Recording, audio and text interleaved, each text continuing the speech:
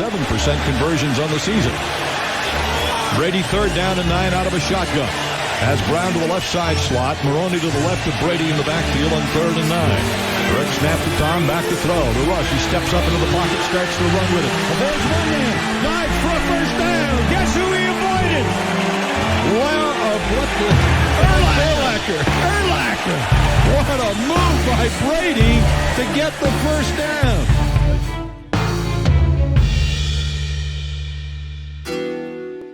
Hello, and welcome to part 2 of ranking NFL quarterbacks based on their ability to run.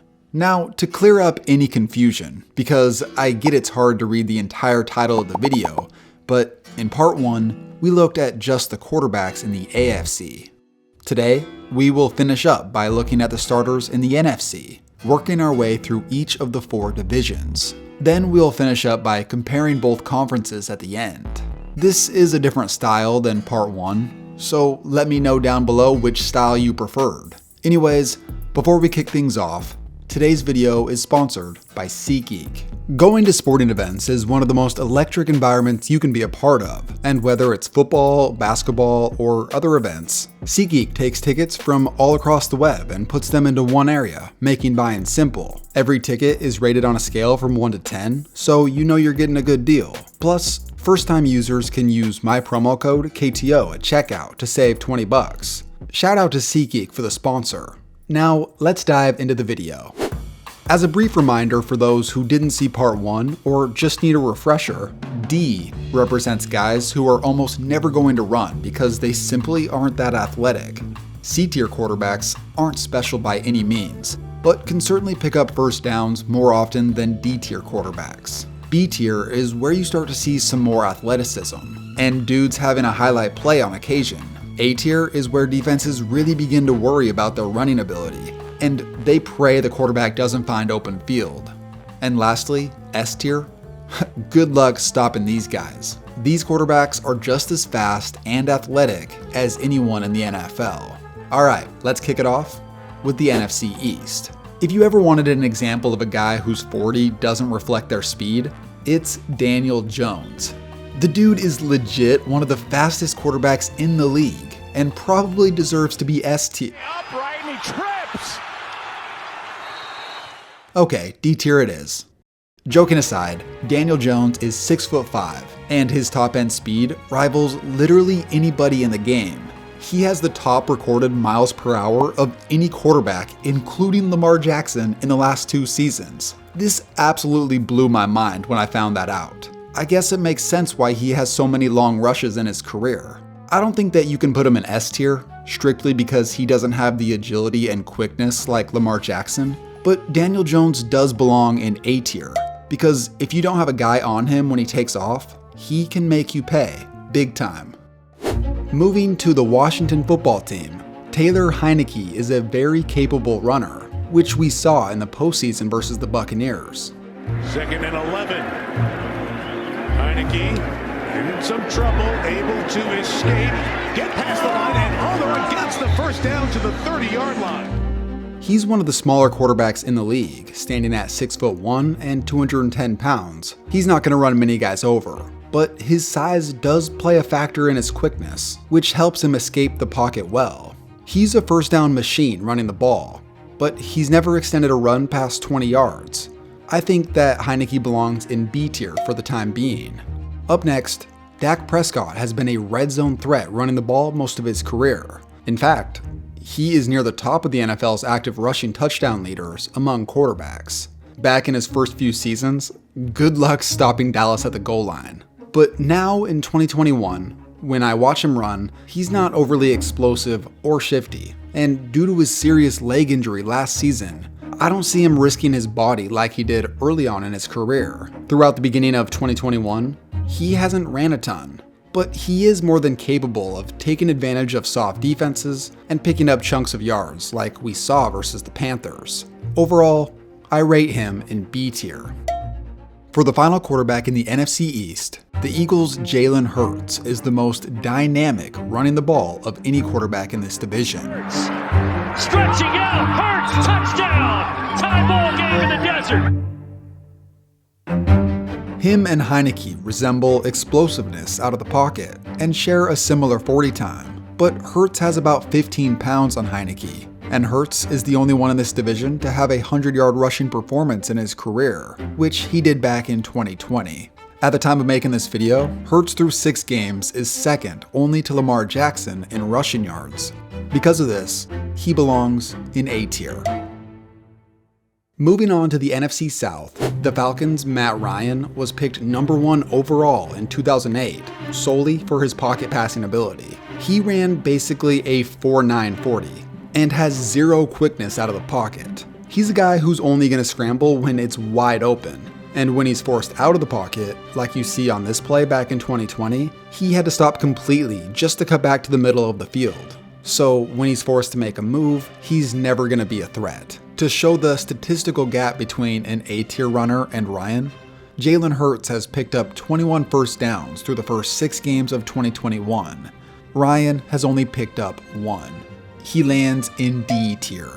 Out in Carolina, Sam Darnold has been a rushing touchdown machine. After all, he does possess critical traits for being a threat at the goal line. Blue-collar work ethic, big, trunky, arm, feet, coachable. And going back to last season with the Jets, this run he had versus Denver was out of this world. By Darnold, wanted to go down, still going. Inside the 10 for the touchdown. Because of the touchdowns in 2021 and that run last season, he definitely belongs to be in at least A tier, right? Of course, but before we put Darnold in A tier, we have to look at his overall numbers. And over the course of his career, Darnold's never put up dominant numbers on the ground. That run in 2020 was nearly a quarter of his total rushing yards that entire season. You can see he's quick, which is why he's known for his scrambling ability behind the line of scrimmage, but he lacks true open field speed like Jalen Hurts and Daniel Jones. When he does break a long run, like on this play, it looks really impressive, but it rarely happens. Darnold belongs in B tier. Moving down south to New Orleans. Just to get it out of the way, I'm not going to go into depth with Taysom Hill because he's not the team's starting quarterback. However, to please those of you who asked, I would have put him in S tier. Now, looking at another new starter in the division, the Saints' Jameis Winston brings a whole new dynamic to the team, but just not with his legs. When I saw Winston's 40 time, I was shook. I did not realize how slow he actually was. Honestly, the way he moves kind of reminds me of a slower Sam Darnold. He has the quickness to make something happen, allowing him to pick up a small chunk of yards like on this play. Okay, side note, I rewatched this like 20 times. The way his legs fly through the air Bruce Lee style and nearly landing it was just mesmerizing to see over and over. But anyways, Winston belongs in C tier. Now, moving on to the last quarterback in this division, I jokingly put this dude in S+ tier. Run with it. Avoids one man. Dives for a first down. Guess who he avoided? Urlacher.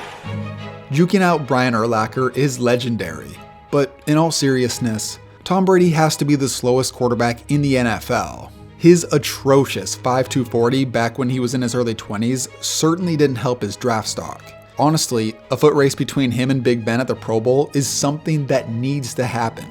In 2020, he recorded 30 rushes for a whopping total of 6 yards, and he only picked up a first down once about every 3 games on average last season. Just because of how bad he really is as a runner, I decided to add F tier in respect to Matt Ryan. And for those wondering, I'm also going to move Big Ben down to F tier as well. Okay, let's move on to the NFC North, starting with the bad man himself. Pumps and runs. Aaron Rodgers is inside the pylon. Touchdown Packers. Right on cue, Joe. Early on in his career, Aaron Rodgers was an effective runner, probably a B tier level guy. But because of his age, Rodgers isn't the same athlete he once was, and is hardly going to be a risk running now. Although he does possess good enough scrambling ability behind the line of scrimmage and can certainly take it upfield when it's open. He's just not breaking a long run anytime soon. Comparable to the likes of Baker Mayfield and Derek Carr in terms of yards, Rodgers lands in C tier.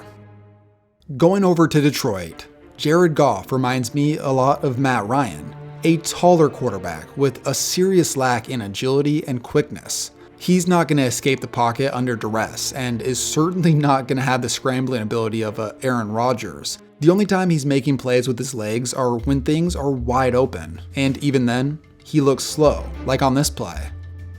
Right beside Matt Ryan, Jared Goff belongs in D tier. Out in Minnesota, Kirk Cousins is never going to wow you with his athletic ability. From a running standpoint, his lack of top-end speed, not much quickness or shiftiness, and his unimpressive stats all line up with the very definition of average. He's definitely not D-tier slow, but he didn't even have a run over 20 yards in his entire career until this year. With his recent statistics comparable to Aaron Rodgers, I think Kirk Cousins fits perfectly in C tier.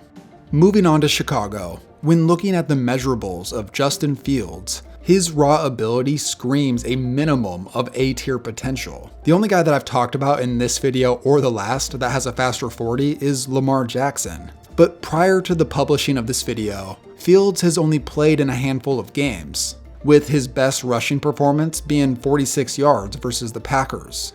I'm pretty torn on where to put him. I was gonna do B tier, but now I'm actually gonna go back on what I said on Trevor Lawrence in the previous video and move both of these guys to A tier.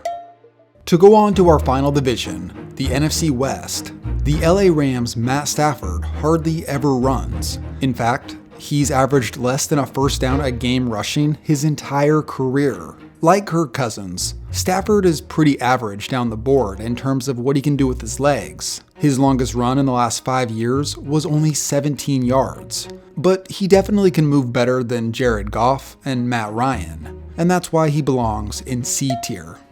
Unlike some of the other young quarterbacks, the 49ers' Trey Lance has shown off a lot of running potential already. His combination of size and speed looks like a nightmare to deal with. Kyle Shanahan wasn't afraid to let him run the ball in his first start, calling his number often. This just feels like a kid who, if he stays healthy, will put up huge numbers running the ball. But it also looks like he could very easily get hurt if he continues to play the way he is. Because of his potential, along with putting up nearly 100 rushing yards in his first career start, Lance deserves to be in A tier. Going up northwest to Seattle, Russell Wilson is one of the greatest playmakers of this generation, period. Wilson fakes that throw, spins around and gets dislayed. He has elite ability to scramble behind the line of scrimmage and make plays, and his off-the-cuff, draw-it-up-in-the-dirt style could warrant him to be in S tier. But this video is based purely on what a quarterback can do running the ball, without the element of passing involved. And while he is one of the more athletic quarterbacks in the game, I don't think that you could put him next to Lamar in terms of explosiveness or speed. His last 100-yard game on the ground was back in 2014. But still, Russell Wilson is an A-tier level runner. This also makes him the oldest quarterback to land here, which is very impressive. Now, if the last decade's prototype was Russell Wilson, Kyler Murray is the second, more athletic and wacky addition. It's easy to look at the size of Murray and the way he runs and poke fun at it, but make no mistake about it. The world's fastest toddler gives defensive coordinators nightmares each and every week. Murray's jittery quickness makes defenders miss constantly. His acceleration is elite. His 40 time is second only to Lamar Jackson. And when you look at his stats, he had over 800 yards and 11 touchdowns on the ground in 2020. He belongs in S tier. Alright, to wrap up this video, here's all 32 starting quarterbacks in the NFL. One interesting thing that I noticed was the majority of these guys are B tier or higher, which goes to show how much the position has evolved to better overall athletes. Honestly, there's only 4 guys on here that are very limited as runners, 3 of which are 36 years and older. Turns out that Jared Goff is kind of the anomaly among all these quarterbacks. But other than that, it's just cool getting some sort of perspective on where all these guys stand among their peers in this particular category. Also, while making this video, there was one guy that was surprisingly cut right before the season that would have made an interesting addition. Although the league is in good hands with their future playmakers, I do miss seeing this guy in his prime. Newton running. Newton gets to the corner. Cam down the sideline. Cam Newton, hesitation, still on his feet.